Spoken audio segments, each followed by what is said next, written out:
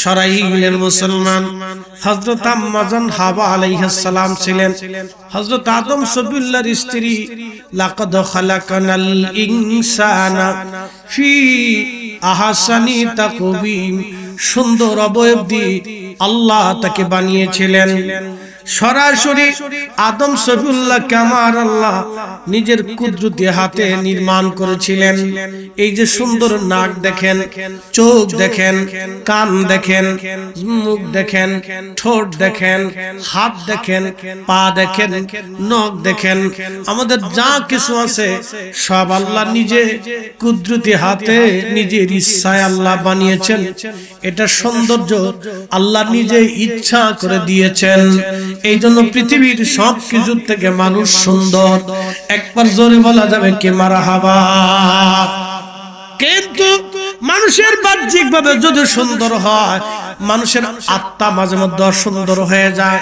এই আত্মা মাঝে মধ্যে নিকৃষ্ট কাজ করে, এমন অসুন্দর কাজ আত্মায় করে যা ভাষায় প্রকাশ করার মতো না। বন্ধু, আল্লাহর নবীজি রহমতের নবী দুনিয়াতে আসবেন এমন সময় হযরত আমিনা বলে, দেখলাম হযরত আম্মা জান হাওয়া আসছে, বাম পাশে হযরত মারিয়াম আসছে। ইতিমধ্যে দেখি রাহমাতুল লিল আলামিনের আম্মা ডাক দিচ্ছেন দুনিয়ার মানুষ। আমি দেখলাম আমার ভিতর থেকে একটা নূর মুবারক বের হয়ে গেল। খারাজা মিনহা নূর, আমার ভিতর থেকে নূর বের হলো। ওই নূরের আলোতে আমি সাইয়্যেদা আমেনা একেবারে তামাম পৃথিবীর সিরিয়ার রাজপ্রাসাদ পর্যন্ত নূরের আলোতে পরিষ্কার মতো আমি দেখেছিলাম। জোরে বলা যাবে কি মারহাবা। শুধু তাই না, হযরতে আমেনা ডাক দিয়ে বললেন, দুনিয়ার মানুষ আমি আরো দেখি সবার বাচ্চারা দুনিয়াতে সন্তান আসার পরে সব সন্তান কান্না করে, কিন্তু আমার রাসূলের বেলায় ছিল ভিন্ন রকম। সাইয়্যেদা আমেনা রাদিয়াল্লাহু আনহা বলেন, দুনিয়ার মানুষ যখন আমার সন্তান মুহাম্মদ আমিন দুনিয়াতে আসছে, আমি দেখি সে উপর হয়ে সিজদার মধ্যে পড়ে আছে। উপর হয়ে সিজদার মধ্যে পড়ে আমার মুহাম্মাদের জবান থেকে আওয়াজ আসতেছিল, ইয়া রব হাবলি উম্মতি, ইয়া রব হাবলি উম্মতি, ইয়া রব হাবলি উম্মতি। আল্লাহ, আমার উম্মতের হবে কি, আমার উম্মতের উপায় কি? উম্মত উম্মত বলে নবীজি তখনও কাঁদতেছিলেন। খুব মনোযোগ দিবেন, শুধু এইখানে না, যদি কোনোদিন মদিনাতে যান, উহুদে মদিনাতে যাওয়ার পরে খন্দকের মাঠে যাবেন, সেই খন্দকের রাস্তার সেই গভীরতা কেনার গভীরতা নাই, এর উপর দিয়ে সরকার রাস্তা বানাইছে। এখান দিয়ে যদি আপনি আগায় আসেন, তাহলে আপনি পিছনে একটা পাহাড় পাবেন। এই পাহাড়ের নাম জাবালে আবু সিলা। এই জাবালে আবু সিলাতে একটা ছোট্ট গুহা আছে। এই গুহার ভিতরে আমার নবীজি 3 দিন 3 রাত একাধারে সিজদার মধ্যে পড়ে পড়ে কেঁদেছিলেন। একবার জোরে বলা যাবে কি মারহাবা। 3 দিন 3 রাত পরে নবী সিজদার মধ্যে কাঁদে। আহা, কান্না বন্ধ হয় না। সাহাবীরা কেউ নবীর কান্না বন্ধ করতে পারে না, শুধু কান্না করতেছিলেন, ইয়া রব হাবলি উম্মতি। আল্লাহ, আমার উম্মতের গুনাহ হয়ে গেছে, আল্লাহ আমার উম্মতের কি উপায় হবে? আপনি বুঝেন কেন আমরা নবীজির আগমনটাকে ঈদের মতো মনে করি? কেন? যিনি রাহমাতুল লিল আলামিন, তিনি আমার আপনার সুপারিশ করনেওয়ালা, তিনি আপনার আমাকে জান্নাতে নেনেওয়ালা। কারণ ওই নবী না হলে আমাদের নাজাতের কোনো রাস্তাই ছিল না। কথা কোন ঠিক কিনা? অবশ্যই তো আমরা কবরে চলে যাব, অবশ্যই রবের কাছে ফিরে চলে যাব। কেউ আমাদেরকে দুনিয়াতে ধরে রাখতে পারবে না। ইন্না বাতশা রাব্বিকা লাশাদীদ।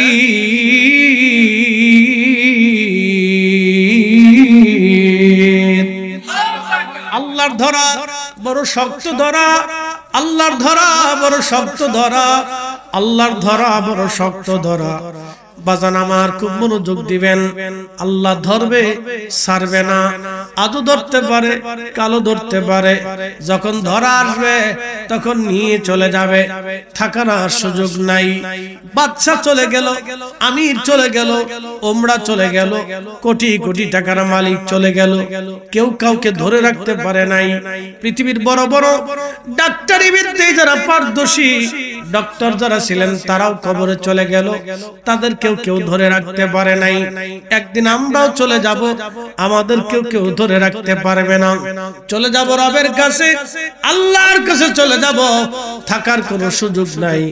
আল্লাহর কাছে যেহেতু চলে যাওয়া লাগবে, মনে রাখবেন হাসরের মাঠে আমার রাসূল ছাড়া আর কোনো উপায় নাই, ঠিক কি না? উপায় নাই রে, উপায় নাই রে, উপায় নাই, উপায় নাই রে, উপায় নাই রে, উপায় নাই। দয়াল নবীর চরণ বিনে উপায় নাই, দয়াল নবীর চরণ বিনে উপায় নাই। খুব মনোযোগ দিবেন, নবীজি বলতেছিলেন, শোনো আমার উম্মতেরা রে, আমার মা দেখলেন ভিতর থেকে নূর বের হয়ে গেল, নূরের আলোতে তামাম সৃষ্টি আলোকিত হয়ে গেল। শুধু এইখানে শেষ না, পৃথিবীতে দুইটা সাম্রাজ্য ছিল, খুব মনোযোগ দিবেন। একটা সাম্রাজ্যের নাম হলো রোম, আর একটা সাম্রাজ্যের নাম পার্সিয়ান। পার্সিয়ান সাম্রাজ্য বয়স ছিল প্রায় 4000 বছর। কত হাজার? 4000 বছর ধরে একটা সাম্রাজ্য চলতেছিল, তাদেরকে কেউ পরাজিত করতে পারে না। 4000 বছর ধরে তারা আগুনের পূজা করত। কিসের পূজা? আগুনের পূজা করত। ওই পারস্যের ইরানে মূল কেন্দ্রে তাদের একটা আগুনের পূজা মন্দির ছিল। এই মন্দিরে তারা আগুন জ্বালায় পূজা করত, আর আগুনকে তারা খোদা মনে করত, আগুনকে তারা দেবতা মনে করত। 4000 বছর ধরে তাদের যে মেন কেন্দ্র মন্দির, এই মন্দিরে 4000 বছর ধরে আগুন জ্বলতেছিল। এই আগুন 4000 বছরে 1 সেকেন্ডের জন্য কোনোদিন আগুনটা নিভে যায় নাই। 1 সেকেন্ডের জন্য কোনোদিন আগুন নিভে যায় নাই। আবার নবীজি এই সময় দুনিয়াতে তশরিফ আনলেন, ঠিক তখনই 4000 বছরের আগুন ধপাস করে নিভে গেল। একসাথে বলবেন কি আল্লাহু আকবার। কি নিভে গেল? আগুন নিভে গেল। কত হাজার বছরের? 4000 বছরের আগুন। একদিনের জন্য, 1 মিনিটের জন্য আগুনটা নিভে নাই। সে আগুন নবীজি তশরিফ আনার সাথে সাথে নিভে গেল। তখন পার্সিয়ান যারা দার্শনিক ছিল, যারা ওই আপনার কি বলে, ওই যারা দার্শনিক ছিল, দর্শন বিদ্যায় পারদর্শী ছিল, এবং যারা গণনা করত, তারা মিটিং এ বসে গেল, হায় হায় এ আগুন কি করে নিভলো, কে নিভাইলো? বলে কেউ তো নিভাই নাই, আগুন হঠাৎ করে নিভে গেছে। তাদের চিন্তা হলো 4000 বছর ধরে আগুন জ্বলে, আগুন নিভলো না, হঠাৎ করে আজকে আগুন নিভে গেল, কারণ কি? ওই দার্শনিক যারা ছিল, গণক যারা ছিল, জ্যোতিষী যারা ছিল, তারা মিটিং এ বসে গেল। তারা গণনা করতে লাগলো, যজ্ঞ করতে লাগলো, মানে গবেষণা করতে লাগলো। তারা কেন আগুন নিভলো?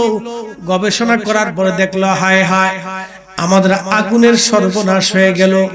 মাজুসি ধর্ম, আগুনের পূজা যারা করে তাদেরকে বলা হয় মাজুসি। কি বলা হয়? মাজুসি। আগুনের ধর্ম যারা পালন করে তাদেরকে বলা হয় মাজুসি। এই মাজুসি ধর্মের মানুষেরা বলল, হায় হায় আমাদের ধর্ম পৃথিবী থেকে শেষ, কারণ এমন একজন নবীর জন্ম হয়েছে যার মাধ্যমে আল্লাহর বিধান দুনিয়াতে নাজিল হয়ে গেছে, এবং আমাদের মাজুসি ধর্ম, পার্সিয়ান সাম্রাজ্য পৃথিবী থেকে নিশ্চিহ্ন হয়ে যাবে, ওই নবীর দ্বীন এই জমিনে কায়েম হয়ে যাবে। একসাথে জোরে বলেন আল্লাহু আকবার। ত্রিভুবনের প্রিয় মুহাম্মদ এলো রে দুনিয়ায় রে সাগর আকাশ বাতাস দেখবি যদি আয় রে সাগর আকাশ বাতাস দেখবি যদি ধুলির ধারা বেহেশত আস জয় করিল দিল রে লাজ আজকে খুশির ঢাল নেমেছে এই খুশির আরবি ঈদ মারহাবা কর আজকে ঈদের ঢাল নেমেছে ধূসর সাহারা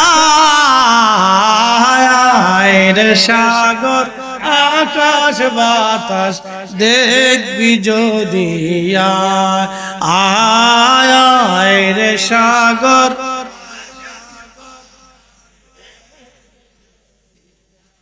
ত্রিভুবনের প্রিয় মুহাম্মদ এলো রে দুনিয়ায় রে সাগর আকাশ বাতাস দেখবি যদি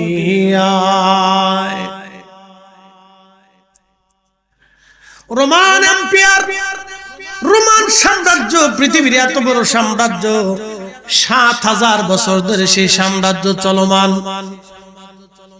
হাজার হাজার বছর ধরে রোমান সাম্রাজ্য চলমান কেউ তাদেরকে পরাজিত করতে পারে না এই রোমান সাম্রাজ্য হঠাৎ করে দেখা গেল বিরাট বড় প্রাসাদগুলির মধ্যে ফাটল ধরে গেছে জায়গায় জায়গায় বিরাট বড় বিল্ডিং এ ফাটল ধরে গেল হাজার হাজার বছর বয়স বিল্ডিং গুলির চূড়ার মধ্যে ফাটল ধরে গেল তখন যারা দার্শনিক ছিল জ্যোতিষী ছিল এবং তাদের যারা ধর্মগুরু ছিল তারা মিটিং এ বসে গেল উপায় কি এত শত বছর ধরে বিল্ডিং চললো বিল্ডিং ফাটলো না ভাঙলো না পড়ে গেল না এমন কি রোমানদের মূল যেই প্রাসাদ ছিল এই প্রাসাদের উপরে যেই আপনার ছিল কি বলে মিম্বর এই মিনারা ছিল এই মিনারাটা ভেঙে পড়ে গেল সবাই চিন্তায় পড়ে গেল হায় হায় হলো কি আমাদের এই প্রাসাদ এত হাজার বছর চললো কোনদিন ফাটল হলো না ভেঙে গেল না হঠাৎ করে ভেঙে গেল কারণ কি গণনা করে তারা দেখলো সর্বনাশ আখিরি নবী দুনিয়াতে তশরিফ এনেছে রোমান সাম্রাজ্য পৃথিবী থেকে একদিন নিশ্চিহ্ন হয়ে যাবে এবং আমাদের সাম্রাজ্য কর্তৃত্ব দুনিয়াতে আর থাকবে না ওই নবীর উম্মতের কর্তৃত্ব দুনিয়াতে আসবে একবার জোরে বলা যাবে কি আল্লাহু আকবার নবী দুনিয়াতে যেই দিন তশরিফ আনলেন খুব মনোযোগ দিয়ে শুনবেন কাবা ঘরের ভিতরে সেই দিন ৩৬০টা মূর্তি ছিল কাবা ঘরের মধ্যে সেই দিন ৩৬০টা মূর্তি ছিল এই মূর্তিগুলি কাবা ঘরের মধ্যে সেজদার মধ্যে পড়ে গেল কাফেররা সকালবেলা যায় দেখে সর্বনাশ ৩৬০টা মূর্তি কাবা ঘরের মধ্যে সব উপুর হয়ে পড়ে আছে ব্যাপার কি এত মূর্তি উপর হয়ে পড়ে গেল কেউ তো আর কাবা ঘরের মূর্তি উপর করে ফেলাই নাই কারণ কাবা ঘরের দরজা যার কাছে সে মূর্তি পূজারি সে তো দরজার তালা মেরে চলে গেছে চাবি নিয়ে কিন্তু মূর্তিগুলি কে ফেলাইলো আইসে দেখলো ঠিক দরজার তালা মারা কিন্তু মূর্তিগুলি উপর হয়ে পড়ে আছে তখন তারা যজ্ঞ করলো তাদের দার্শনিক এবং জ্যোতিষী যারা আছে তারা বসে গেল গণনা করলো বললো সর্বনাশ আখিরি নবী দুনিয়াতে আসছে তিনি তশরিফ এনেছেন অতএব এই মূর্তিগুলি তার কারণে সেজদার মধ্যে পড়ে গিয়েছে শোনো আরবের মূর্তি পূজারী তোমরা যারা আছো শুনে নাও এই আরব থেকে মূর্তি পূজা চিরদিনের জন্য বিদায় নেবে ওই নবীর ইসলাম এই জমিনে কায়েম হবে ওই নবীর উম্মত দিয়ে দুনিয়া ভরিয়া যাবে এবং ওই নবীর আদর্শ দুনিয়াতে বাস্তবায়ন হবে একসাথে বলা যাবে কি আল্লাহু আকবার নবীর আগমনে তামাম দুনিয়া খুশি এইখানে শেষ না খুব মনোযোগ দিয়ে কথাগুলি শুনবেন ওই দিন নবীজি যেই দিন তশরিফ আনলেন ঠিক ওই দিন রাত্রিবেলা একজন ইহুদি গণক রাত্রিবেলা তিনি আকাশের দিকে তাকিয়ে আছেন লক্ষ্য করলেন একটা নক্ষত্র আকাশে উদিত হলো এবং ওই নক্ষত্রখানা হঠাৎ করে ডুবে গেল ইহুদি চিন্তায় পড়ে গেলেন ইহুদি পাদ্রী তিনি চিন্তায় পড়ে গেলেন, ব্যাপার কি? নক্ষত্র উদয় হলো, আবার নক্ষত্র চলে গেল, সর্বনাশ। তিনি তাওরাত জবুর ইনজিলে পারদর্শী বড় আলেম ছিলেন, চিন্তায় পড়ে গেলেন। গবেষণা করে তিনি দেখলেন, হায় হায়, আখিরি নবী দুনিয়াতে আসছে, ইহুদি ধর্ম পৃথিবী থেকে নিশ্চিহ্ন হয়ে যাবে। তিনি চিন্তা করলেন, আগামীকাল সকালবেলা আমি সেই নবীকে দেখতে যাব। তিনি সকালবেলা তিনি আসলেন, সকালবেলা খুঁজলেন, হে আরববাসী, তোমাদের বাড়িতে, তোমাদের মক্কা নগরে কারো বাড়ি কি কোনো সন্তান জন্ম হয়েছে? অনেকে বলল, না, খোঁজ খবর তো আমরা জানি না কার ঘরে সন্তান হলো, পুরুষরা তো খোঁজ নিতে পারে না। তখন তিনি চিন্তা করলেন, বলল, দেখো, তোমরা তোমাদের নারীদের কাছ থেকে খোঁজ নাও, কারণ নারীরাই বলতে পারবে কার ঘরে সন্তান জন্ম হয়েছে। পুরুষরা এসে নারীদের কাছে খোঁজ নিল, হে নারীরা, তোমরা কি কখনো জানো আরবে গত রাত্রিবেলা 12 রবিউল আউয়াল সুবে সাদিকের সময়ে সোমবারে আরবে কারো সন্তান জন্ম নিছেনি? তখন নারীরা বলল, হ্যাঁ। তোমরা কি জানো না আব্দুল মুত্তালিবের নাতি, তিনার সন্তান হযরত খাজা আব্দুল্লাহ, তার একটা সন্তান হয়েছে, এতিম সন্তান, তার নাম মুহাম্মদ। আমিনার কোল উজাড় করে দুনিয়াতে সন্তান এসেছে। সেই সময় তখন তারা এসে ইহুদিকে বলল, ইহুদি পাদ্রী, কালকে রাত্রিবেলা কুরাইশ বংশের বনু হাশেমের যিনি মক্কার লিডার, মক্কার সর্দার খাজা আব্দুল মুত্তালিবের সন্তান আব্দুল্লাহর ছেলে হয়েছে। তখন ইহুদি বলল, হ্যাঁ, আমি তার কাছে যেতে হবে, কারণ কালকে বিশেষ রাত্রিবেলা আমি একটা নক্ষত্র উদয় হতে দেখেছি, আবার ওই নক্ষত্র চলে যেতে দেখেছি। তখন ইহুদি খুঁজতে খুঁজতে খুঁজতে খুঁজতে আল্লাহর হাবিবের বাড়িতে চলে গেলেন, জাবাল আবু কুবাইস পাহাড়ের পাশে। সেই বাড়িটা এখনো আছে, লাইব্রেরি বানাইয়া সেই বাড়িটা রেখে দেওয়া হয়েছে। ইহুদি সেই বাড়িতে চলে যাওয়ার পরে তিনি ভিতরে গেলেন। ভিতরে যাওয়ার পর ইহুদি বললেন, আমি তোমাদের বাচ্চাটাকে একটা নজর দেখতে চাই। ইহুদি কাছে আসলেন। ইহুদি কাছে আসার পরে তিনি আল্লাহর নবীজির পিঠ মোবারক দেখার জন্য বললেন, তোমরা এই বাচ্চার একটু পিঠ মোবারক আমাকে দেখাও। পিঠ মোবারক বার করার পরে দেখা গেল পিঠ মোবারকে ছোট্ট একটা নবুয়তের মোহর ঝলমল করে। ইহুদির চিৎকার মেরে অজ্ঞান হয়ে পড়ে গেল। ইহুদির হুঁশ ফিরে আসলো। লোকেরা বলল, ইহুদি রে, তুমি কেন অজ্ঞান হয়ে পড়ে গেলা? তোমার হুঁশ ফিরে আসলো কেন? ইহুদি, তুমি কি জন্য কান্না করো? ইহুদি নাক দিয়ে বলতেছে, হে আরবের পত্তলিকেরা, তোমরা শোনো শোনো শোনো শোনো, এমন একটা বাচ্চা আব্দুল্লাহর ঘরে তাশরীফ এনেছে। এই বাচ্চার কারণে তোমাদের ধর্ম দুনিয়া থেকে নিশ্চিহ্ন হবে, আমাদের ধর্ম বাতিল হয়ে যাবে। এমন একজন নবী দুনিয়াতে আসছেন, তিনি আখিরি নবী। এই নবীর পরে আর কোন নবী দুনিয়াতে আসবে না। তিনি সত্য প্রতিষ্ঠিত করবেন, ইনসাফ কায়েম করবেন জমিনে। একসাথে বলবেন কি আল্লাহু আকবার। তার মানে কি সারা দুনিয়া জানলো রাসূল আসছে। কথা কোন ঠিক কিনা? এখানে শেষ হলো না। আল্লাহর নবী রাহমাতুল লিল আলামিন দুনিয়াতে তাশরীফ এনেছেন, কেউ জানে না এইভাবে। আল্লাহু আকবার।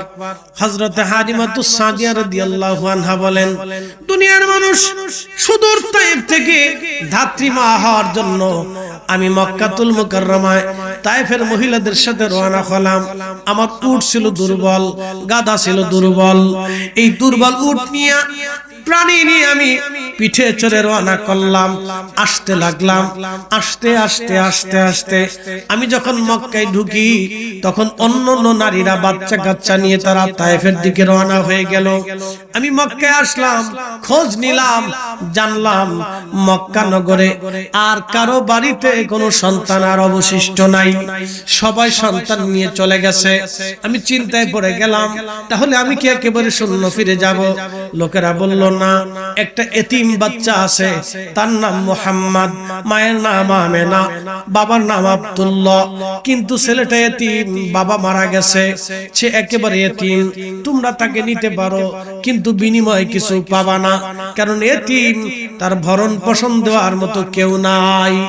হযরত হালিমা বললেন, স্বামীকে ডাক দিয়ে বললাম, স্বামী রে, একেবারে এতিম বাচ্চা নিয়ে এইভাবে আমি তো লালন পালন করতে পারবো না, কারণ আমাদের ঘরে অভাব আছে, দুর্ভিক্ষ তায়েফের মধ্যে লেগে গেছে। তুমি তো জানো আমি ক্ষুধার কারণে, অভাবের কারণে আমি হীন হয়ে গেছি। আমার কোলের বাচ্চাই তো দুধ পায় না, আর একটা বাচ্চা নিয়ে আমি তাকে কিভাবে দুধ পান করাবো? স্বামী রে, চলো তো ফিরে চলে যাই। স্বামী ডাক দিয়ে বলল, হালিমা। কষ্ট হইতেছে না আপনাদের? একসাথে জোরে বলেন তো মারহাবা। স্বামী ডাক দিয়ে বলতেছে, হালিমা, একেবারে শূন্য ফিরে চলে যাব। চলো তো চলেই যাব, যেহেতু বাচ্চাই আছে, আর কোনো বাচ্চা কারো ঘরে নাই। হালিমা রে, একটা নজর ওই বাচ্চাটাকে আমরা দেখে আসি, নেই বা না নেই পরে সিদ্ধান্ত নিব, আগে বাচ্চাটাকে দেখে আসি। স্বামী আর স্ত্রী দুইজনে মিলে জাবালে আবু কুবাইস পাহাড়ের পাদদেশে রহমতের নবীজির ঘরে হযরত হালিমাতুস সাদিয়া রওনা হয়ে চলে গেলেন। হালিমার স্বামী বাহিরে দাঁড়িয়ে আছেন, উটের রশি ধরে হাতে দাঁড়ানো, গাধার রশি ধরে দাঁড়িয়ে আছেন। হযরত হালিমাতুস সাদিয়া ভিতরে ঢুকলেন। তিনি বলতেছেন, আমি দেখলাম দুনিয়ার মানুষ দোলনার ভিতরে আমার নবীকে ঘুম পাড়িয়ে রাখা হয়েছে, আমার শিশু নবীকে ঘুম পাড়িয়ে রাখা হয়েছে। আমি হালিমা ভিতরে যখন ঢুকলাম, আমার নবীজির চেহারার দিকে আমি তাকাইলাম। হালিমা বলে, দুনিয়ার মানুষ, এত সুন্দর মানুষ কি করে হয়? আমি চিন্তায় পড়ে গেলাম, ভাবতে লাগলাম, মানুষ কি করে এত সুন্দর হয়? মানুষ এত সুন্দর কি করে হয়? মানুষ এত সুন্দর কি করে হয়? মানুষ এত সুন্দর কি করে হয়? এত সুন্দর মানুষ দুনিয়াতে আছে। চিন্তায় পড়ে গেলাম।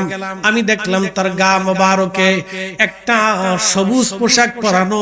এই সবুজ পোশাকটা জান্নাতের রেশমি পোশাক। আরেকটা পোশাক ছিল সাদা, এটাও জান্নাতের রেশমি পোশাক। ভিতর থেকে সুগন্ধ ছড়িয়ে পুরো ঘর একেবারে সুগন্ধময় হয়ে গেছে। এতই চমৎকার। আমি দোলনার পাশে যেয়ে বসে গেলাম ঘুম ভাঙানোর জন্য। দেখি নবী, শিশু নবী ঘুমাচ্ছিলেন। আমি হালিমা আমার হাত তিনার পবিত্র কচি বক্ষ মোবারকে আমি আলতো আলতো করে বুলাইতে লাগলাম। হঠাৎ করে নবীর ঘুম ভেঙে গেল। ঘুম ভেঙে যাওয়ার পরে রাসূল আমার দিকে তাকায় মুস্কি হাসি দিলেন। হালিমা ডাক দিয়ে বলেন, দুনিয়ার মানুষ, হাসিটা এত সুন্দর আমি পাগল হয়ে গেলাম। ডাক দিয়ে বললাম, স্বামী রে, আমি এই বাচ্চা না নিয়ে তায়েফে ফিরে যাব না। চিৎকার মেরে বলেন না মারহাবা। তুমি মোদের আশার আলো। ঠিক কি না? ঘুম আসতেছে? ঘুম আসে? তাহলে একবার বলুন তো আল্লাহু আকবার। তুমি মোদের আশার আলো, তাই তো তোমায় বাসি বলো। বলেন, তুমি মোদের আশার আলো, তাই তো তোমায় বাসি বলো। হৃদয় নামের ফুলদানিতে, হৃদয় নামের ফুলদানিতে গেথে রেখেছি প্রেমের মালা। ইয়া রাসূলুল্লাহ, ইয়া হাবিবাল্লাহ, ইয়া রাসূলুল্লাহ, ইয়া হাবিবাল্লাহ, ইয়া রাসূলুল্লাহ। হযরত হালিমা বলেন, দুনিয়ার মানুষ এইখানে শেষ না, আমি পাগল পারা হয়ে গেলাম, বুকের মধ্যে নিব। ঠিক এমন সময় দেখি নবীজির পবিত্র জুলফি মোবারক। জুলফি তো চিনেন, যেটাকে বাংলায় বলে ভুরু। কি বলে? এই যে চোখের ভুরু, এটাকে বলা হয় জুলফি। এই জুলফি মোবারকের মাঝখানে যে কপাল আছে, এই কপাল মোবারক থেকে নূর বের হলো। আসতে হয়ে গেল না? জোরে বলেন। আমি লিখি নাই, লিখেছে 450 বছর আগে ইমামুল হারামাইন শরীফাইন, মক্কা মদিনার ইমাম। 450 বছর আগের ইমাম, বিশ্ববিখ্যাত হাফিজুল হাদিস, যিনি 1 লক্ষ হাদিস মুখস্থ ছিল। তার নাম মোল্লা আলী কারি মাক্কি, হানাফি রাহমাতুল্লাহ আলাইহি। ইমাম মোল্লা আলী কারি মাক্কি, ওনার বাড়ি হলো আফগানিস্তান, জন্মস্থান আফগানিস্তান। উনি ইলম শিখলেন মক্কা মদিনায়, এইজন্য ওনাকে মাক্কি বলা হতো। মক্কা এবং মদিনার সবচেয়ে বড় আলেম ছিলেন সেই জমানার তিনি, ওই জমানার তিনি মুজাদ্দিদ ছিলেন। মোল্লা আলী কারি মাক্কি আল মাউরিদুর রাবি ফি মাউলিদিন নবী কিতাবের মধ্যে তিনি লেখেন, নবীজির জুলফি মুবারকের মাঝখান থেকে নূর বের হলো, খিলালাস সামা, একেবারে মধ্যাকাশ পর্যন্ত নূর চলে গেল। হযরত হালিমা বলেন দুনিয়ার মানুষ শেষ, ওই নূর দেখে আমি আশ্চর্য হয়ে নবীজির কপাল মোবারকে চুমা লাগাইলাম। একবার জোরে বলা যাবে কি আল্লাহু আকবার? প্রিয় নবীর কপাল মোবারকে চুমা লাগাইলাম। চুমা লাগানোর পরে আমি কোলের মধ্যে নিলাম। আমি ছিলাম দুর্বল, হয়ে গেলাম সবল। আমি আমার দুগ্ধ নবীজিকে পান করাইতে লাগলাম। আমার স্বামী ডাক দিয়ে বলল, হালিমারে তাহলে আমি উটের দুধ দহন করে নিয়ে আসি, কারণ আমাদের এই দত্তক বাচ্চা কি খাবে, তোমারও একটু খাওয়ার দরকার, আমার বাচ্চাটাও খাওয়ার দরকার। হালিমার স্বামী বললেন, আমি দৌড়ে গেলাম উটের দুধ দহন করার জন্য। ওলানের কাছে যায় দেখি একেবারে উটের ওলান দুধে ভরে গেছে। আমি পাতিল ভর্তি করে দুধ দহন করে আমার স্বামী নিয়ে আসছে। স্বামী দৌড়ে এসে বলল, হালিমা রে কি এমন বরকতওয়ালা বাচ্চা নিছ? ওরে হালিমা, উটের দুধ ছিল না, উটের দুধ ভরে গেছে। গাদা দুর্বল ছিল, সবল হয়ে গেছে রে হালিমা। এই বাচ্চা ছাড়া আমরা তায়েফে ফিরে যাব না। হালিমা তো সাদিয়া বললেন, দুনিয়ার মানুষ রে, আমার উট রশি ছিঁড়ে দৌড়াইয়া কাবা শরীফের সামনে চলে গেল। একসাথে বলবেন আল্লাহু আকবার। কাবা শরীফের সামনে দৌড়ায় চলে গেল, হারামের সামনে মাকাম ইব্রাহিমের পাশে দরজার সামনে উট সেজদায় পড়ে গেল। উট সেজদায় পড়ে রইছে। উঠে যাই আল্লাহর সেজদা দিয়া নবী পাইয়া উট খুশি। উটের চিন্তা হলো, আল্লাহ আমি উটের কত কপাল ভালো, আমার দুধ রাহমাতুল লিল আলামিন পান করবে। এর চাইতে কপালওয়ালা আমি উটের ভাগ্য আর কিছু হতে পারে না। চিৎকার মেরে বলেন ঠিক না বেঠে? আমাদের সুন্নিদের কপাল ভালো, আমরা রাসূলের ইশকের মাহফিল, মিলাদুন নবীর মাহফিল করি, এটা আমাদের বুলন্দ নসিব। কথা কোন ঠিক কি না? আয়না হাত উঁচু করে বলেন ঠিক কি না? এটা আমাদের বুলন্দ নসিব। নবীজির জামানাতে দাহিয়াতুল কালবি রাদিয়াল্লাহু আনহু নবীজির কাছে এসে বসে বসে কান্না করে। নবী বললেন, সাহাবী কি জন্য তুমি কান্না করো? দাহিয়াতুল কালবি বলে, ইয়া রাসূলুল্লাহ, নবী গো, আমি তো এখন কালেমা পড়েছি, কিন্তু আমি এর আগে অনেক বড় জালিম ছিলাম। কি জুলুমের কাজ করছো দাহিয়া বলো। দাহিয়া ডাক দিয়ে বলতেছে, ইয়া রাসূলুল্লাহ, আমার এক স্ত্রী ছিল, স্ত্রী গর্ভবতী, অন্তঃসত্ত্বা হলো। আমি ব্যবসার জন্য বাহিরে যেতে লাগলাম।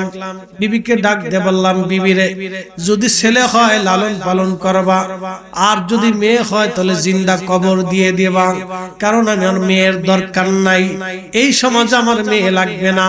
ও মা বোনেরা, আপনারা শুনে নেন, ইসলামের মতো নারীদের অধিকার পৃথিবীতে আর কোন ধর্ম দিয়েছে কোথাও জানা নাই। একমাত্র ধর্ম ইসলাম যে নারীর অধিকার দিয়েছে। ইসলাম ছাড়া অন্য কোন ধর্ম নারীকে এমন অধিকার দেয় নাই। কথা কোন ঠিক কিনা? মনোযোগ দেবেন। ইসরাইলের মুসলমান দাহিয়া ডাক দিয়ে বলতেছে, ইয়া রাসূলুল্লাহ, আমি স্ত্রীকে বললাম, বিবিরে যদি মেয়ে হয় তাহলে তুমি জিন্দা কবর দেবা, কারণ আমি এসে যেন কোনো মেয়ের চেহারা না দেখি। আমি চলে গেলাম ব্যবসার জন্য। বহু বছর পার হয়ে গেল, ব্যবসা সেরে আমি বাড়ি আসলাম। বাড়ি আসার পরে দেখি আমার স্ত্রীর সাথে ছোট্ট ফুটফুটে সুন্দর একটা মেয়ে, খুবই চমৎকার, খুব মায়াবী চেহারা আমার মেয়েটার। ফুটফুটে সুন্দর মেয়েটা দৌড়ায় দৌড়ায় আমার কাছে আসছে। আমি ডাক দিলাম, বিবি রে, এই বাচ্চাটা কার? বিবি ডাক দিয়ে বলল, স্বামী রে, যে সন্তান আমার গর্ভে রেখে দিয়ে আপনি চলে গিয়েছিলেন, সেই সন্তানটা দুনিয়াতে আসছে, এই মেয়েটাই আমাদের সন্তান। আমি ডাক দিলাম, বিবি বলছিলাম ছেলে হলে রাখবা, মেয়ে হলে হত্যা করবা, কেন মেয়ে তুমি রেখে দিয়েছ বলো? দাহিয়াতুল কালবি কথা বলার পরে চোখের পানি ছেড়ে দিয়ে বলেন, ইয়া রাসূলুল্লাহ, আমার স্ত্রী ডাক দিছে, স্বামী আমি তো মা কি করে সন্তানকে হত্যা করে? ও স্বামী আমার, আমি মা হয়ে আমার কলিজার টুকরা সন্তানকে হত্যা করতে পারি নাই। স্বামী রে, এই মেয়েটা আমি তোমার কাছে ভিক্ষা চাইতেছি, আমারে তুমি দয়া করো, এই বাচ্চাটাকে দয়া করো, তুমি জানে মেরে ফেলে দিও না। তখনকার দিনে কেউ যদি কারো সন্তানকে জীবন্ত কবর দিত, সামাজিক ভাবে কোনো বিচার হতো না, রাষ্ট্রীয় ভাবে কোনো বিচার হতো না। ওই বন্ধু, কোন আইন কানুন ছিল না। ইচ্ছা হলো ছেলের কবর দিয়ে ফেললো, মেরে ফেললো, ইচ্ছা হলো নিজের স্ত্রীকে মেরে ফেললো, ইচ্ছা হলো ধরে নিয়ে নিজের কন্যা সন্তানকে জীবন্ত কবর দিল। কি কঠিন জমানা ছিল আপনি দেখেন। কোনো আইন নাই, কোনো কানুন নাই, কোনো বিচার নাই, কোনো সালিশ নাই। এই কঠিন জামানাতে রহমতের নবী এসে দয়াহীন মানব জাতিকে যিনি দয়া শিখাইলেন, তিনি আমার আপনার নবী। ওই নবী আসাতে আমি খুশি হব না তো শয়তান খুশি হবে নাকি? আমার চাইতে অন্য কেউ খুশি হবে না। নবীর আগমনের দিন আমাদের ঈদের দিন, কথা কন না কেন?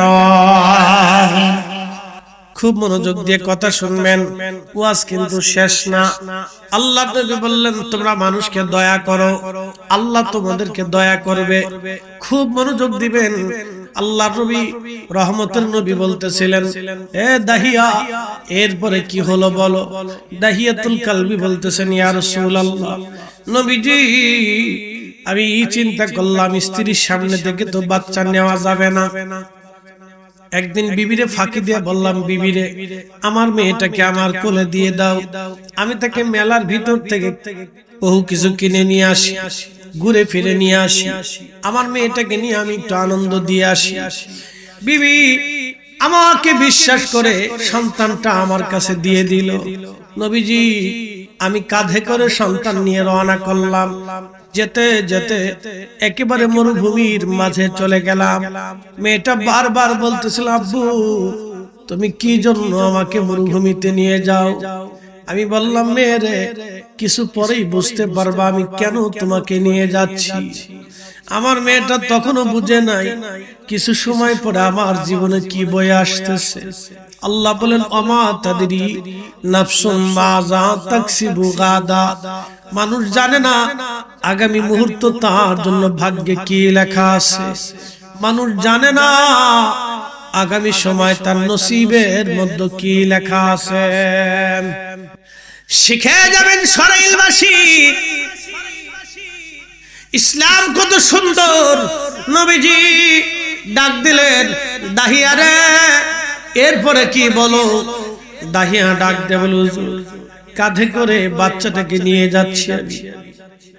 বাচ্চাটা তখনও বলতেছিল, আব্বু আমারে তুমি কই নিয়ে যাও? আমি বললাম, মেয়েরে কিছু সময় পরে তুমি বুঝবা আমি তোমার কোথায় নিয়ে যাচ্ছি। হুজুর মরুভূমির গভীরে চলে গেলাম। আমার হাতের মধ্যে একটা কোদাল ছিল, আমি খনন করতেছিলাম, মাটি বালি সরাইতেছিলাম, মাটি টেনে টেনে গর্ত করতেছিলাম। মেয়েটাও নিজের হাতে মাটি উঠাইতেছিল। আমার শরীরে মাটিগুলি এসে লাগতেছিল। মেয়েটা আমার কলিজার টুকরা, মেয়েটা ছোট্ট কুচি হাত দিয়ে দিয়ে দিয়ে দিয়ে আমার বালিগুলি ধুলাগুলি ঝেড়ে ঝেড়ে পরিষ্কার করে দিচ্ছিল। হুজুর আমি দাহিয়া এত কঠিন হৃদয়ের অধিকারী হয়ে গেছি। নবীজি ছোট্ট মেয়েটার এই ভালোবাসাও সেই সময় আমার মনে মায়া লাগে। নবীজি আমার দাড়ি মোবারক দাড়ির ভিতরে এসে মাথার চুলের মধ্যে এসে ধুলা বালিগুলি ছিটে ছিটে লাগতেছিল। মেয়েটা দৌড়ে এসে আমার কোলের মধ্যে বসে বসে দাড়ির ভিতরে ধুলা বালিগুলি পরিষ্কার করে দিচ্ছিল, মাথার ধুলা বালিগুলি পরিষ্কার করে দিচ্ছিল। নবীজি আমার তখনও মনে মায়া লাগে নাই। নবীজি আমি তখনও কঠিন হৃদয়ের অধিকারী ছিলাম। ইয়া রাসূলুল্লাহ, গর্ত খনন করতেছিলাম। মেয়েটা তখনও বলতেছিল, আব্বু তুমি কেন গর্ত খনন করো বাবা? আমি বললাম, মেয়েরে কিছু সময় পরে বুঝতে পারবা আমি কেন গর্ত খনন করতেছি। আমার মেয়েটা তখনও জানে না তার ভাগ্যের কি নির্মম পরিহাস সামনে আসতেছে। হুজুর, মায়া লাগে নাই। নবীজি গর্ত খনন হয়ে গেল, আমি ধাক্কা দিয়ে মেয়েটাকে গর্তের মধ্যে ফেলে দিলাম। মেয়েটা চিৎকার মেরে উঠল, আম্মু, বাবা গো, তুমি আমার গর্ত থেকে উঠাও। বাবা গো, আমার তুমি জানে মেরে ফেলে দিও না। আব্বা, আমারে তুমি জীবন ভিক্ষা দাও গো বাবা। বাবা গো, মেয়ে হওয়ার কারণে যদি আমাকে মেরে ফেলে দাও, আমি পৃথিবীর অন্য কোথাও চলে যাব। আব্বা, আমার জানে মাইরো না, আমি তোমার পরিচয় কোনোদিন দেব না। হুজুর, নবী গো, তখন আমার মনে মায়া লাগে নাই। ইয়া রাসূলুল্লাহ, আমি এত বড় জালিম ছিলাম, এত কঠিন হৃদয়ের অধিকারী ছিলাম, আমার কলিজার টুকরা সন্তানের প্রতি আমার তখনও মায়া হয় নাই। নবী গো, আমি মাটি দিতে লাগলাম। মেয়েটা বারবার চিৎকার করতেছিল। আমি তার গর্তের ভিতরে মাটি দিয়ে, জীবন্ত কবরের ভিতরে মাটি দিয়ে আমি একেবারে তাকে মাটি দিয়ে ঢেকে ফেলে দিলাম। নবীজি শেষ সময় পর্যন্ত সে বাঁচার জন্য আমার আকুতি মিনতি করতেছিল। নবীজি আমার মায়া লাগে নাই, আমি তখনও বড় কঠিন জালিম ছিলাম। ইয়া রাসূলুল্লাহ, আমি কালেমা পড়ছি, আমার সেই কঠিন গুনাহকে আল্লাহ মাফ করছেনি। আমার সেই কঠিন অপরাধকে আল্লাহ মাফ করছেনি। ইয়া রাসূলুল্লাহ, আমার এই অপরাধ, আমার জীবনের গুনাহ মাফ হইছেনি। নবী গো, আমার গুনাহ মাফ হইছেনি। ইয়া রাসূলুল্লাহ, আমার মতো জালিম আপনার সাহাবী বাগানের ভিতরে আর কেউ নাই। নবী গো, এত বড় অপরাধ আমার ক্ষমা হইছেনি। আল্লাহর হাবিবের চক্ষু মোবারক দিয়ে পানি পড়ে পড়ে দাড়ি মোবারক ভিজে ভিজে জমিনে পড়তেছিল। নবীজি ডেকে বলেন, দাহিয়া, তোমার কি একটু মায়া লাগে নাই? দাহিয়া ডাক দিয়ে বলল, হুজুর, আমার একটু মায়া লাগে নাই। নবীজি কাঁদে আর বলে, দাহিয়া রে, তোমার কি মায়া হয় নাই? দাহিয়া বলি, ইয়া রাসূলুল্লাহ, আমার একটু মায়া লাগে নাই। হুজুর, আমার মতো জালিম আল্লাহ মাফ করছেনি। আল্লাহ নবী ডাক দিয়ে বলেন, দাহিয়া রে, তুমি চিন্তা করিও না, যখনই তুমি কালেমা পড়ছো, তুমি ভুল স্বীকার করছো রে দাহিয়া, আমার রব, আমার আল্লাহ সাথে সাথে তোমার জীবনের গুনাহগুলি মাফ করে দিয়েছে। ওই নবী যেই মাসে আসছে রে, সেই মাসে হলো আমাদের জন্য নাজাতের মাস, সেই মাস হলো আমাদের জন্য ঈদের মাস। কথা বলেন ঠিক না বেঠে? আল্লাহ বানাইলেন কত জাতি,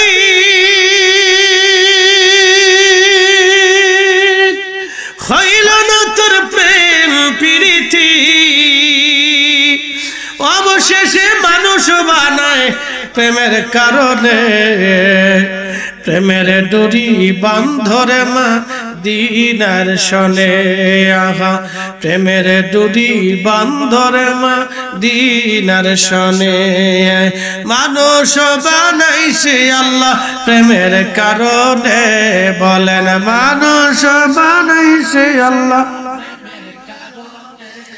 আহা, প্রেমের ডোরি বান্ধরে মদিনার শনে, আহা, প্রেমের ডোরি বান্ধর। সালাতুন ইয়া রাসূলুল্লাহ আলাইকুম, সালামুন ইয়া হাবিবাল্লাহ আলাইকুম সালাতুন ইয়া রাসূলুল্লাহ আলাইকুম সালামুন ইয়া হাবিবাল্লাহ। এটা আমাদের তকদীর, কপাল কপাল কপাল। হযরত হালিমা নবীকে পাইলেন কপাল গুনে। কি গুনে? বহু নারী না বাচ্চা কাচ্চা নিয়ে চলে গেল। অন্য নারীও তো নবীজিকে নিতে পারত, কিন্তু হালিমার কপাল ভালো, কপাল গুনে নবী পেয়ে গেল। আমরার কপাল ভালো, আমরা আখিরি নবীর উম্মত হইলাম। আমাদের আরো কপাল, আমরা ওলি আল্লাহ ভক্ত হইলাম। আমরা আরো কপাল, আমরা সুন্নি মুসলমান হইলাম। একই কথা কন না কেন? ঠিক কি না? ঘুমাইছে কিরে তোরা কথা কইস না কেন বাবা? না এডি সাইরিছে ঘুম নাই, পাওয়ার আছে, ঘুম নাই, দুর্বল নেই।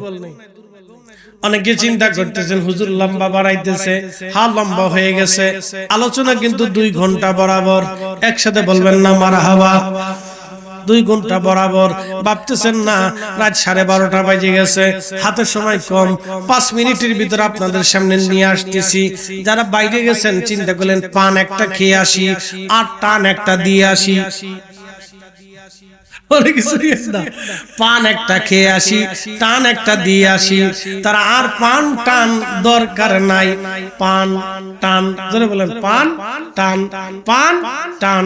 পান খাবেন, টান দিবেন, দরকার নাই। চলে আসেন, আর বেশি সময় নাই। কবরে ডাক দিলে পান টানের টাইম পাবেন না, ছেড়ে দিয়ে দেন এই গলি। চলে আসেন, জবানকে পবিত্র বানান।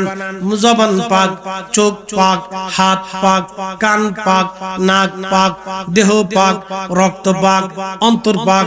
এই পাক পবিত্রতা নিয়ে যদি কবরে যাইতে পারেন, হাসতে হাসতে জান্নাতে চলে যাবেন। কথা কন্যাকে ঠিক কিনা? পাক হতে হবে। কি হতে হবে? পাক হতে হবে। চোখ পাক, কান পাক, জবান পাক, হাত পাক, পা পাক, দেহ পাক, রক্ত পাক, কাল পাক, কাল পাক, এই অন্তর পাক। বলো অন্তর কেমনে পাক করে? ওযু করলেন, ওযু করার কারণে বাহির পবিত্র হবে। গোসল করলেন, গোসলের কারণে বাহির পবিত্র হবে। কিন্তু অন্তর যদি হিংসা থাকে, অহংকার থাকে, তাহলে কিন্তু আস্তে কোন কেন জোরে বলেন? তাহলে কি শেষ? জোরে বলেন কি শেষ? আরো জোরে বলেন কি শেষ? যদি অন্তরে হিংসা থেকে, অহংকার থেকে, তাহলে আপনার অন্তর শেষ। যতই উপরে ওযু করেন, ভিতরে পাক হবে না। কারণ ভিতরে পাক সব পাক, ভিতরে না পাক সব না পাক। এইজন্য রাসূল বললেন ইজা সালুহাত সালুহাল জাসাদ। যদি তোমার অন্তরটা নাপাক হয়ে যায়, যদি অন্তর পাক থাকে, পুরা বডিটা পাক থাকে, যদি তোমার কালব সুস্থ থাকে, পুরা বডি তোমার সুস্থ থাকে। ওয়া ইজা ফাসাদাত ফাসাদাল জাসাদ। যদি এটা ফাসাদ পূর্ণ হয়, বিদ্বেষ পূর্ণ হয়, হিংসা পূর্ণ হয়, অহংকার পূর্ণ হয়, গর্ব পূর্ণ হয়, ঝামেলা পূর্ণ হয়, তখন পুরা বডি অসুস্থ হয়ে যায়। আলা ওয়াহিয়াল কালব। সাবধান, এটা আমার উম্মত কালব। তোমার কালব যদি পাক হয়, তাহলে তুমি নিজে পাক। কালব যদি অনাপাক হয়, তোমার বডি না পাক। এইজন্য কালব পাক করা লাগবে। এইজন্য ওলিদের দরবারে কোনো হিংসা নাই, ওলিদের দরবারে কোনো অহংকার নাই, ওলিদের দরবারে কোনো গরিমা নাই। এইজন্য ওলিরা কাউকে মারে না, কাউকে ধরে না, কাউরে পোড়ায় না, কাউরে গালিগালাজ করে না, কাউরে জোর করে না, কাউরে পিটায় না, কারো বাড়ি আগুন দেয় না, কারো ঘর পোড়ায় না, কারো খানকা ভাঙে না, কারো মাজার আগুন দেয় না, কারো লাশ পোড়ায় না। কথা কন্যাকে ঠিক কিনা? এই জন্য ওলিদের দল আহলে সুন্নাত ওয়াল জামাত। আহলে সুন্নাত ওয়াল জামাত ছাড়া পৃথিবীতে শান্তি আনা সম্ভব হবে না। এই কথা বলেন ঠিক কিনা? আহলে সুন্নাত ওয়াল জামাত ছাড়া পৃথিবীতে শান্তি আনা সম্ভব না। আল্লাহর ওলিরা ছাড়া পৃথিবী থেকেও শান্তি আনতে পারে নাই, ওলিরা দুনিয়াতে শান্তি প্রতিষ্ঠিত করেছে। ওলিদের দরবারে হিন্দু যায়, ওলিদের দরবারে বৌদ্ধ যায়, ওলিদের দরবারে খ্রিস্টান যায়, ওলিদের দরবারে শিখ যায়, ওলিদের দরবারে মাজুসি যায়, ওলিদের দরবারে মুসলমান যায়, ওলিদের দরবারে নাস্তিক যায়, ওলিদের দরবারে বহু মানুষ যায়, ধর্মহীন যায়, ধর্মওয়ালা যায়, সব পদের মানুষ ওলিদের কাছে যায়। কেন যায়? শান্তির জন্য যায়, শান্তির আশায় যায়। তারা জানে পৃথিবীর কোথাও যদি আমি নিরাপত্তা না পাই, তাহলে ওলির দরবারে নিরাপত্তা পাবো। আস্তে গান কেটে জোরে বলে, কোন দরবারে? যদি পৃথিবীর কোথাও আমি নিরাপত্তা না পাই, তাহলে ওলির কাছে নিরাপত্তা পাবো। কারণ তারা এমন জগতের শ্রেষ্ঠ মানুষ, এমন জগতের তারা মানুষ, তারা মানুষকে নিরাপত্তা দেয়। তাদের দরবারে একটা পশু পর্যন্ত নিরাপদ। এই জন্য ওলিরা খাবার খাওয়ায়, ওলিরা তাবারক খাওয়ায়, আর ওলিদের মুহিব্বিনদেরকে তাবারক খাওয়াইতে তারা উদ্বুদ্ধ করায়। মেহমানদারি তারা করে, তারা করাইতে উদ্বুদ্ধ করে। আর আমার ভাইরা আমাদের নাম দিছে আমরা বিরিয়ানি খাই, আমরা জিলাপি খাই, আমাদের নাম দিছে আমরা জিলাপি হুজুর। কি নাম দিছি? আল্লাহ রাসূল সারা জীবন উম্মতকে খেজুর খাওয়াইলো। কি কথা কন না কেন? আরবে যারা থাকছেন একটু হাত উঁচা করেন তো, কারা কারা আরবে থাকছেন? মাশাআল্লাহ, এখানে তো অনেক প্রবাসী আছে। আমার চাইতে আপনারা বেশি ভালো জানেন, হাত নামান। আচ্ছা বলেন তো, আরবের মানুষ মেহমানদারি হিসেবে প্রথম যে জিনিসটা বেছে নেয় সেটা কি বেছে নেয়? খেজুর। কি কথা কন না কেন? খেজুর বাজানো বেছে নেয় না? যে প্রথম যেটা খাওয়াবে চিন্তা করে সেটা কি বেছে নেয়? খেজুর। কিছু না থাকলে খেজুর খাওয়ায়। তা আমরা তো ভাই দেশে গরিব মানুষ, আমরা তো খেজুর এই 500 টাকা কেজি, 1 কেজি খেজুর না আমাদের সম্ভব না। আমরা 150 টাকার জিলাপি পাইলে শান্তি। কি কথা ঠিক আছে কিনা? জিলাপির আগে কি ছিল? বাতাসা। জিলাপির আগে কি ছিল? বাতাসা। এখন বাতাসার তো আর চল নাই। জীবনে যে কত বাতাসা খাইছি, ওরা চিন্তা করবে যে হুজুর বাতাসা আবার।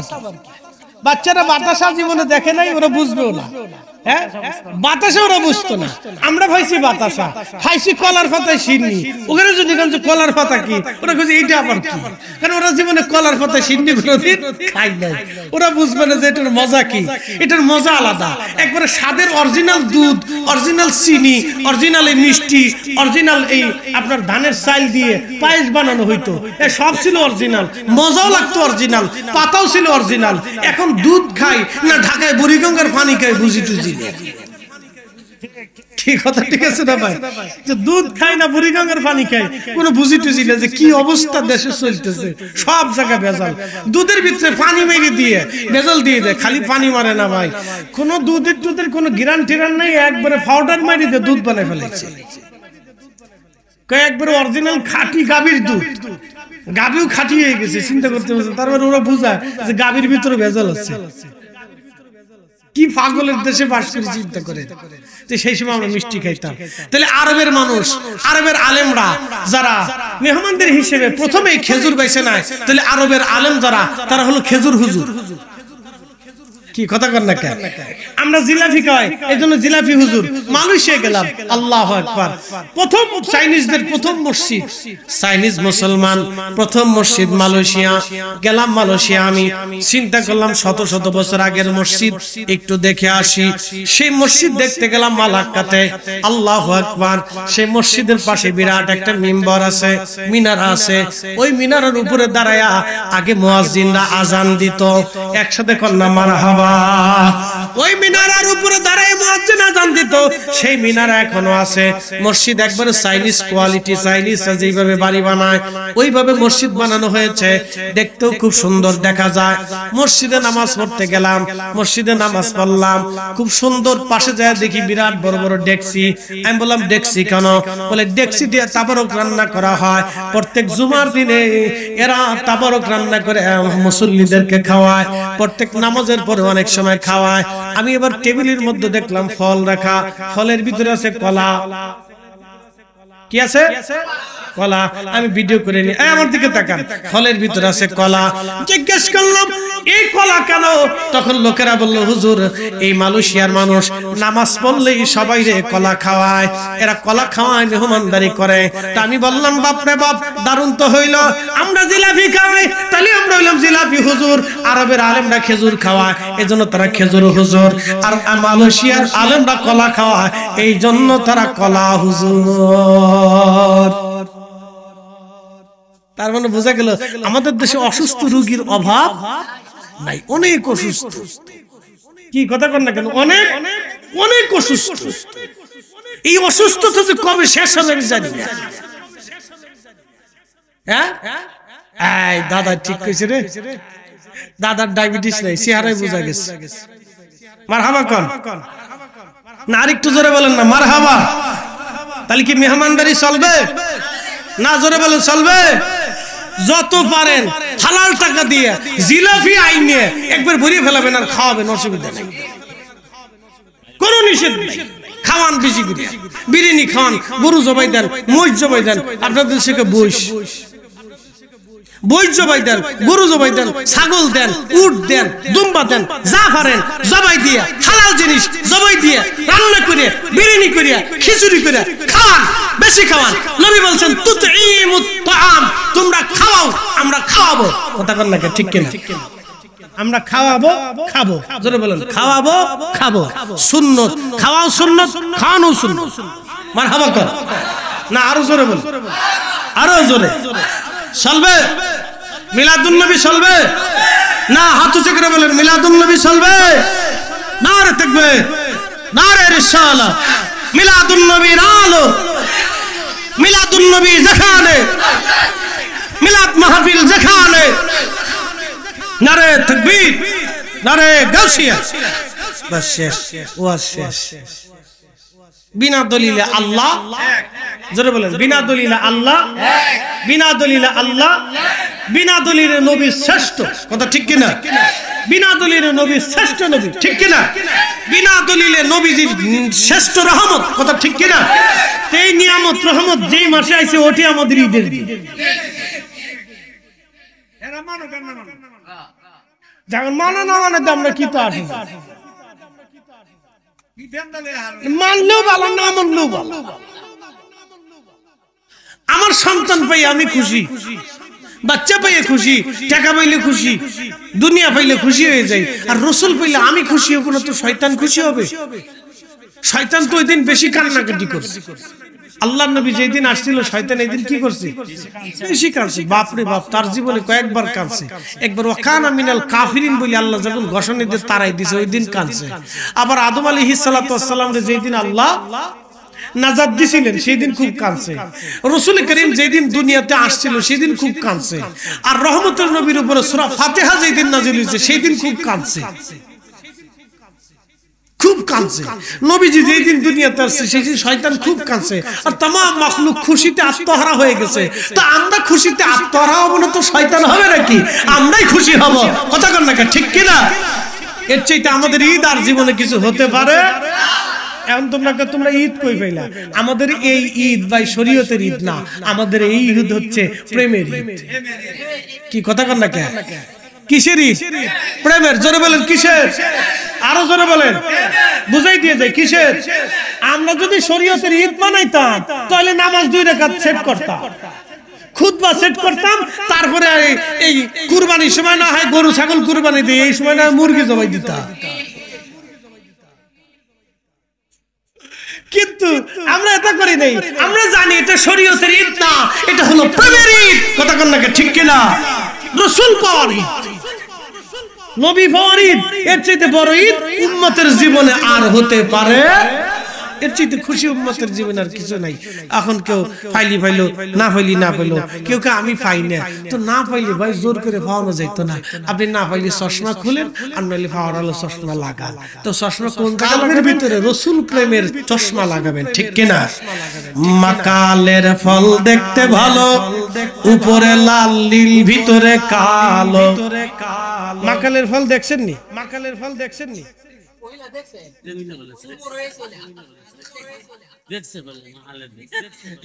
হ্যাঁ মাকালের ফল তো দেখছেন তো, সবাই কম বেশি দেখছে, একটা ফল উপরে দেখতে খুব সুন্দর দেখা যায়, ভিতরে কালো কালো। আমি কত দেখছি, আপনার বাগানে কত হইছি, মাকালের ফল। কিসের ফল? ফল যাদের বাগান আছে বড় বড়। আপনাদের এলাকায় বাগান কম, গাছ কম না? আমরা এলাকায় বাগান আছে। আমার নিজের, আমাদের বাড়িটা 9 পাখি, মানে 4.5 বিঘে সম্পত্তির উপর আমরা একটা বাড়ি। বিরাট বাগান ছিল আমাদের, ফলের বাগান। পাকিস্তানি মিলিটারি বাঙালির ভিতরে ক্যাম্প করছিল, মনে আছে? বড় বড় এখনো বড় বড় সেই বড় বড় যেই গর্ত করে ভিতরে ক্যাম্প করছিল। এই গর্ত এখনো আছে আমার বাগানে। কত মানুষ ধরে এখানে হত্যা করতো। রাতবেলা কান্নার আওয়াজ, চিৎকারের আওয়াজ আসতো। গেনের কুপিয়ে মারতো, জবাই করে আমাদের সেই খালা নদীতে ভাসাই। এই শোনেন আমার দিকে তাকান, ভালো করে শুনেন। মাকালের ফল, এটা বাইরে খুব সুন্দর দেখা যায়। বাপরে সুন্দর ফল রে। ভিতরে বিড়ালের পায়খানা আছে, বিড়ালের পায়খানার মতো গন্ধ। মাকালের ফল দেখতে ভালো, উপরে লাল ভিতরে কালো। সারা জীবন গেল দয়াল, সারা জীবন খাইতে পারলাম না। যার ভিতরে নাই রাসূলের প্রেম, তার সাথে ভাব কইরো না। মাকালের ফল দেখতে ভালো, উপরে লাল ভিতরে কালো। সারা জীবন গেল দয়াল, সারা জীবন গেল খাইতে পারলাম না। যার ভিতরে রাসূলের প্রেম, তার সাথে ভাব কইরো না। ইশকে রাসূল যার সাথে সম্পর্ক করে কোনো লাভ নাই। সে সারহীন একটা যে দেহের ভিতরে কিচ্ছু নেই। কি নাই? ইমানের নূর নাই, রাসূল প্রেমের নূর নাই, কালেমার প্রেমের নূর নাই, আল্লাহ প্রেমের নূর নাই, কালবের ভিতরে কিচ্ছু নাই। হ্যাঁ, তার কিচ্ছু নাই। যার ভিতরে ইশকে রাসূল নাই, কিচ্ছু নাই। ঠিক কিচ্ছু নেই। আর কি নাই? কিচ্ছু নাই। কুস্তাও নাই। আপনাদের ব্রাহ্মণ কুস্তা নেই।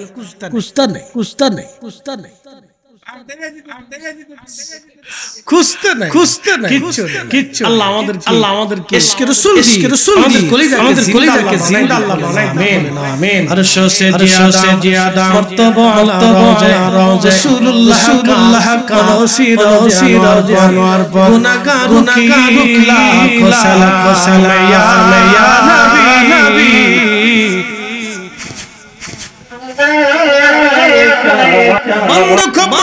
মনোযোগ দিবেন। হাজিরি মাঝে মধ্যে ডিসকভারি চ্যানেলে দেখি বলে কারণ কি পশু পাখিদের দেখা যায় চ্যানেলের ভিতরে। আমি এইগুলি দেখি বোঝার জন্য। বাবা আমার মাঝে মধ্যে দেখি বাঘের দলে মহিষের ধরার জন্য। বাঘের সিংহের ভয়ে সব মহিষ চলে গেল। মা মহিষ তার বাচ্চা ছেড়ে পালায় না। কারণ কি বাচ্চাটাকে মা মহিষটার ভিতর থেকে ভালোবাসে। ঠিক কিনা? কলিজার থেকে ভালোবাসে। খুব মনোযোগ দেন। মা মহিষটা কলিজার ভালোবাসে। ওই মা মহিষটা কি করে জানেননি? বাঘের সাথে মারামারি করে। বাচ্চাটাকে বাঁচানোর চেষ্টা করে। তার জীবনের সমস্ত শক্তি বিলিয়ে দিয়ে মা মহিষ বাচ্চাটাকে বাঁচানোর চেষ্টা করে। কারণ কি ওই মা মহিষটা কলিজার ভিতর থেকে তার ভালোবাসে। সন্তান সবাই চলে গেল। নেই কারণ মা লাগে। কথা বলেন ঠিক কিনা? ওগো মা তুমি এ ধরনের শ্রেষ্ঠ তোমারি পদতলে রয়েছে জান্নাত। তোমারি পদতলে রয়েছে জান্নাত।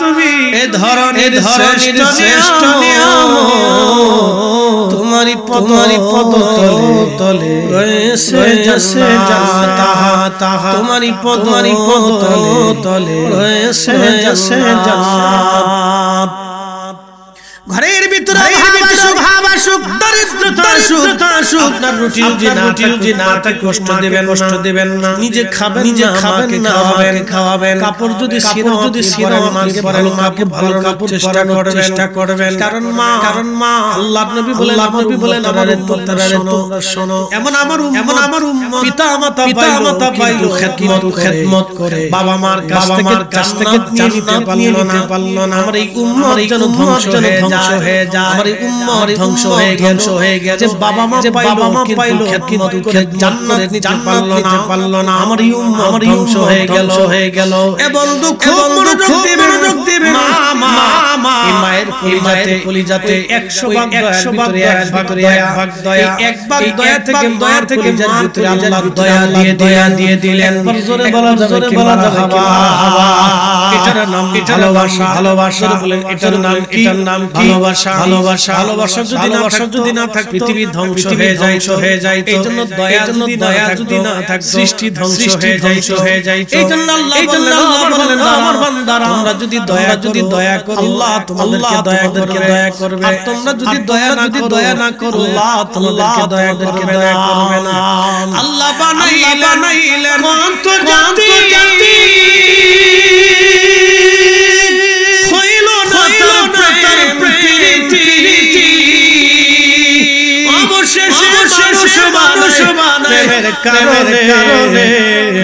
প্রেমের ডোরি ধরে দিদার শনে